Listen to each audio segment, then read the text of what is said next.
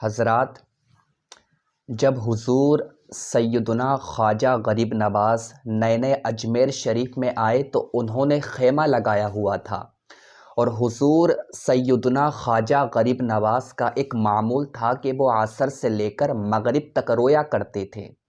ایک غیر مسلم لڑکا جو اجمیر سے باہر پڑھنے کے لیے گیا ہوا تھا، جب وہ اجمیر میں آیا اور اس کا گزر حضور سیدنا خواجہ غریب نواز کے خیمے کے پاس سے ہوا تو اس نے کیا دیکھا کہ حضور خواجہ غریب نواز بہت ہی زیادہ رو رہے ہیں۔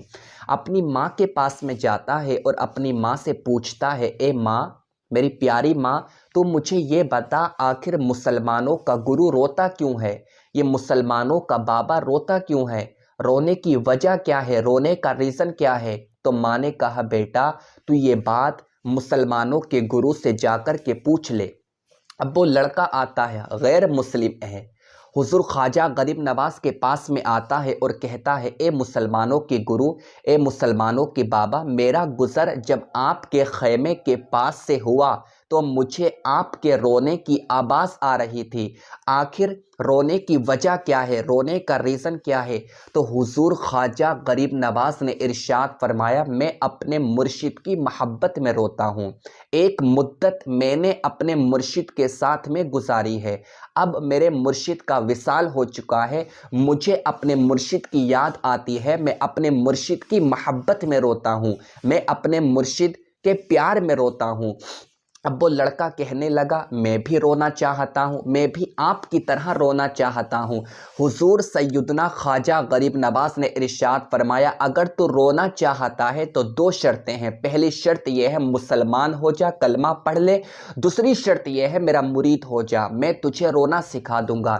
کہنے لگا، پہلے میں اپنی ماں سے پرمیشن لوں گا۔ اپنی ماں کے پاس میں جاتا ہے اور اپنی ماں سے کہتا ہے، پیاری ماں، میں مسلمان ہونا چاہتا ہوں اور حضور سیدنا خواجہ غریب نواز کا مرید ہونا چاہتا ہوں۔ ماں نے کہا، بیٹا جو تو چاہے کر لے، تیری مرضی ہے، کیونکہ جو تو چاہتا ہے وہ کر لیتا ہے۔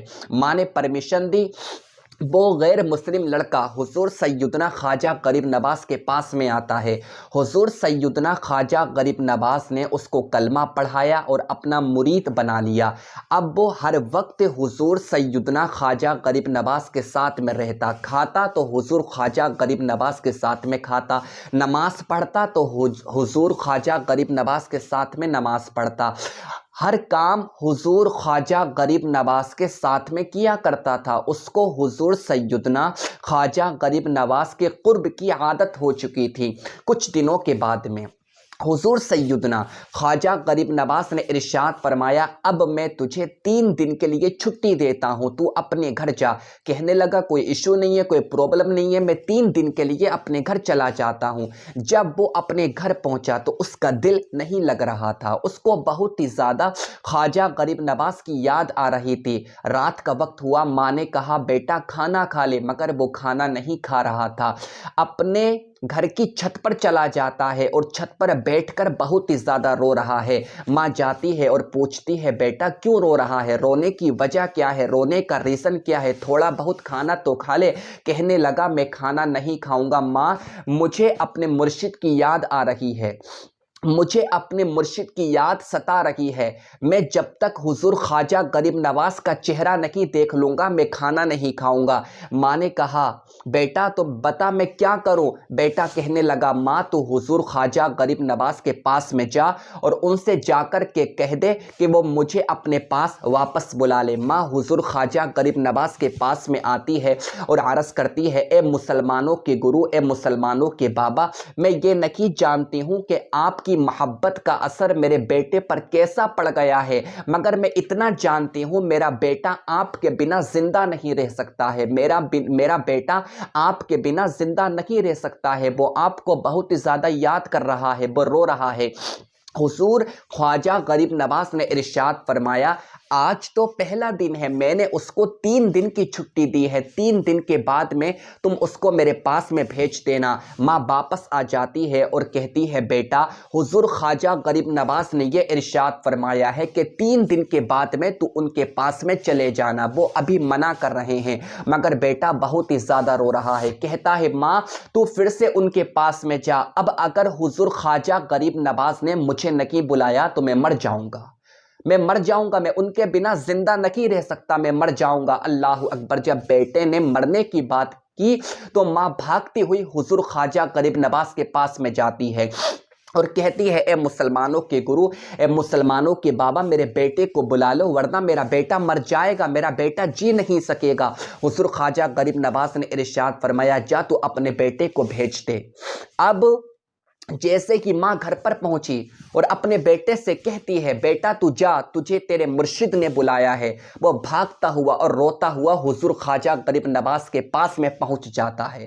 حضور خواجہ غریب نواز کو جب دیکھتا ہے تو اس کی آنکھوں میں آنسو ہیں اور حضور خواجہ غریب نواز کی آنکھوں میں بھی آنسو ہیں۔ حضور خواجہ غریب نواز نے اس کو اپنے پاس میں بلایا اور حضور خواجہ غریب نواز نے ارشاد فرمایا کیا ہو گیا، کیا ہو گیا؟ کہنے لگا سرکار میں آپ کے بنا زندہ نہیں رہ سکتا، مجھے آپ کی یاد بہت زیادہ آ رہی تھی، مجھے آپ کی یاد ستا رہی تھی، میں آپ کے بنا زندہ نہیں رہ سکتا۔ حضور خواجہ غریب نواز نے ارشاد فرمایا رات کیسی کٹی تیری، رات تو نے کیسی گزاری، تو رویا تھا؟ کہنے لگا سرکار پوری رات رویا تھا، 1 سیکنڈ کا مجھے صبر نہیں ہو رہا تھا، بار بار آپ کا چہرہ میرے ذہن میں گھوم رہا تھا، بہت ہی زیادہ آپ کی یاد ستا رہی تھی۔ حضور خواجہ غریب نواز نے ارشاد فرمایا تو نے رات کھانا کھایا تھا؟ کہنے لگا میں نے رات کھانا نہیں کھایا تھا۔ حضور خواجہ غریب نواز نے ارشاد فرمایا میں نے بھی کھانا نہیں کھایا تھا، میں نے بھی کھانا نہیں کھایا تھا، تجھے میری یاد آ رہی تھی، تجھے میری یاد ستا رہی تھی اور مجھے تیری یاد ستا رہی تھی۔ اللہ اکبر۔ کہنے لگا سرکار میں آپ کی محبت میں پوری رات رویا ہوں، میں آپ کی محبت میں پوری رات رویا ہوں۔ تو حضور خواجہ غریب نواز نے ارشاد فرمایا تو نے ہی تو کہا تھا کہ سرکار مجھے رونا ہے، مجھے رونا سکھا دو، لے میں نے تجھے رونا سکھا دیا۔ تیری یہ خواہش تھی، تیری یہ چاہت تھی، تیری یہ ایمبیشن تھی کہ تو رونا چاہتا تھا تو میں نے تجھے رونا سکھا دیا۔ یہ محبت کا رشتہ ہے، یہ پیار کا رشتہ ہے۔ جب کسی کو کسی سے سچی محبت ہو جاتی ہے تو وہ اپنی محبت کی خاطر روتا ہے، اگر محبت دور جاتی ہے تو وہ محبت کی خاطر روتا ہے، مگر محبت سچی ہونا چاہیے۔ تو میں آپ سے گزارش کرتا ہوں محبت کرو تو سچی محبت کرو، جیسی محبت اس غیر مسلم لڑکے نے حضور خواجہ غریب نواز سے کی، وہ مسلمان ہو گیا اور حضور خواجہ غریب نواز کا مرید ہو گیا تو اس کو اللہ تعالیٰ نے بہت بڑا مقام عطا فرمایا، اس کا رتبہ اللہ تعالیٰ نے بہت زیادہ بلند کر دیا۔ گویا کہ حضور خواجہ غریب نواز نے اس کی آنکھوں میں آنکھیں ڈال کر کہا ہو کہ میری داستان حسرت وہ سنا سنا کے روئے، میرے آزمانے والے مجھے آزما کے روئے، کوئی ایسا اہل دل ہو کہ فسانہ محبت میں اسے سنا کے روؤں وہ مجھے سنا کے روئے، کوئی ایسا اہل دل ہو کہ فسانہ محبت وہ مجھے سنا کے روئے میں اسے سنا کے رہوں۔ تو یہ محبت کا رشتہ بہت ہی زیادہ قیمتی رشتہ ہوتا ہے۔ حضور خواجہ غریب نواز نے اپنے کردار سے، اپنے اخلاق سے، اپنی محنت سے لوگوں تک دین پہنچایا، فقط کرامتوں کی بنیاد پر دین نہیں پہنچا ہے، حضور خواجہ غریب نواز کی محنتوں کی بنیاد پر ہم لوگوں تک دین پہنچا ہے، ہم لوگوں تک اسلام